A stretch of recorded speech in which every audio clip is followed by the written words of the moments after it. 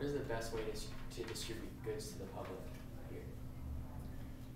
Best way to distribute goods to the public.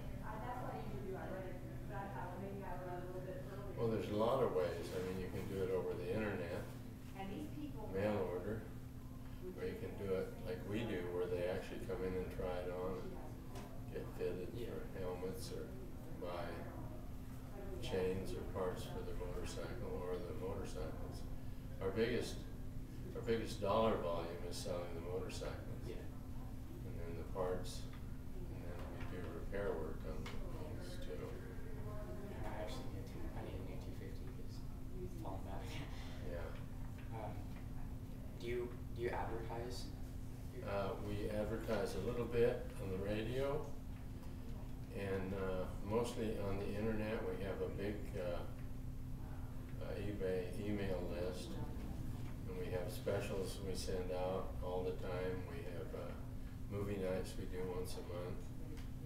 For like racers, we had McGrath here, and we play his movie, and then he gets questions, the public asking questions.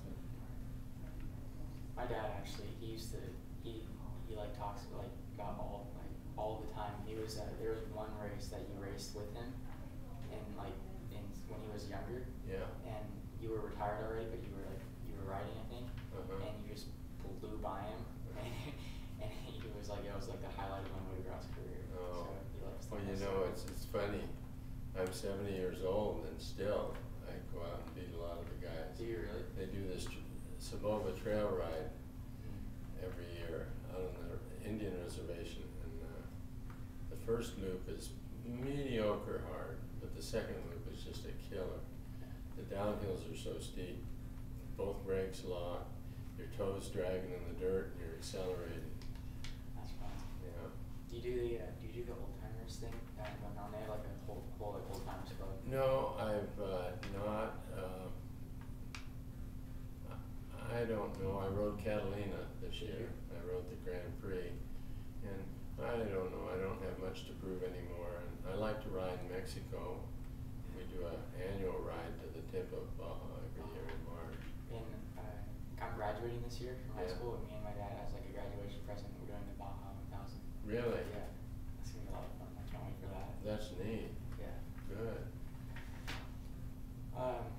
What money did you use to start your business? Like, did you use like parents or? Well, I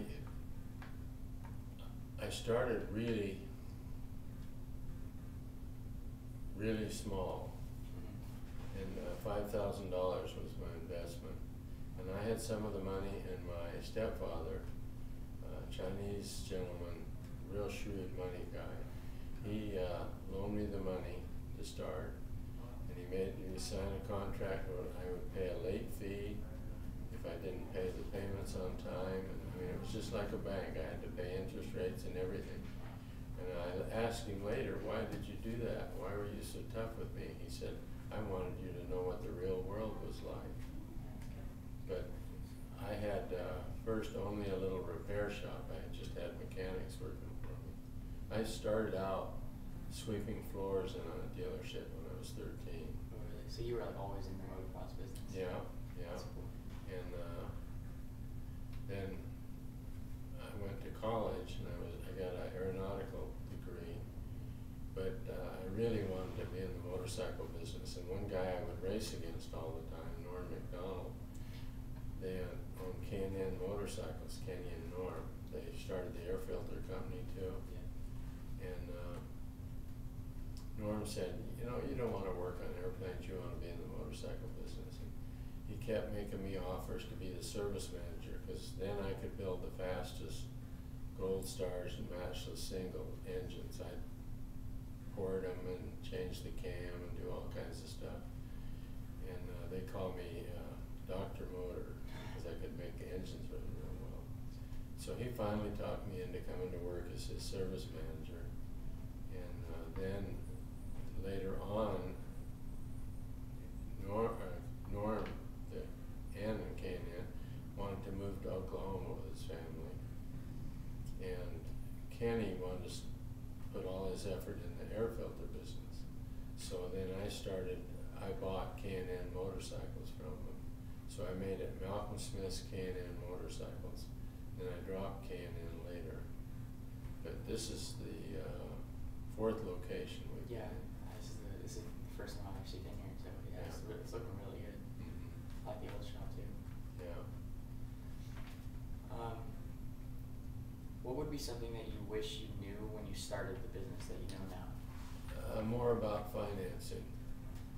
Yeah, more about financial control. And we never knew, we didn't pay much attention, and we didn't know whether we were making money or not until the end of the year when you did your taxes.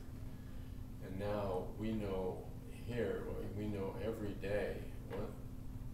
When the recession hit about 3 or 4 years ago, we had 100 employees.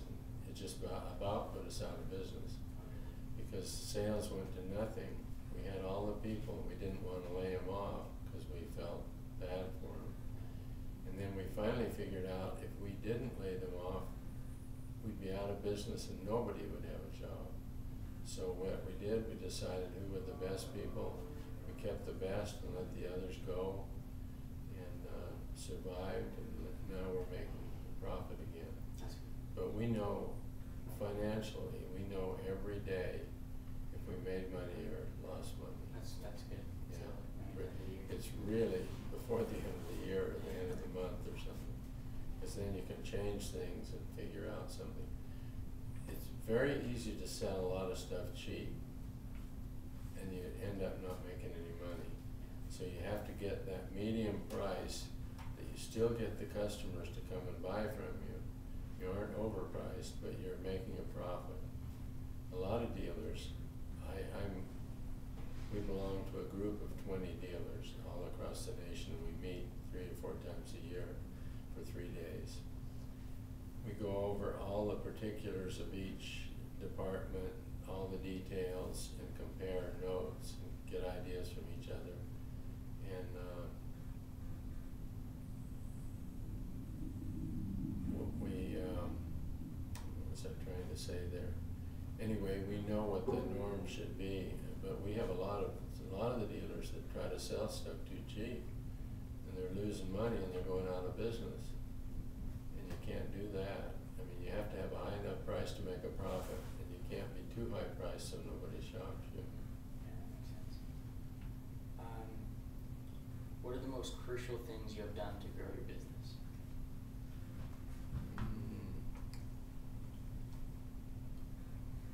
I think always building a new building bigger than I needed, and then have to grow the business to fit the building. And I had a racing products, a clothing company, Yeah. MSR. Oh yeah. You know, that was mine for 20 years, and then I sold it to Tucker Rocky. And I would always, when I needed another building, I'd build a much bigger one than I needed. And that way I had to hurry, make a lot of money to pay for the building. And then also, we were only Yamaha and Husky for a long time. And then I bought the Suzuki Sea-Doo guy in town out. And so that increased our business. And then we bought Callaway Motorsports about 5 months ago. Oh really? And that gave us Honda and Kawasaki and Polaris. That's good. So that was a good decision. And then having good bankers that help you and try